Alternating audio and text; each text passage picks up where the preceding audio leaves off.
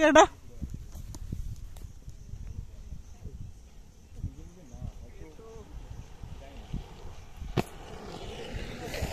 shot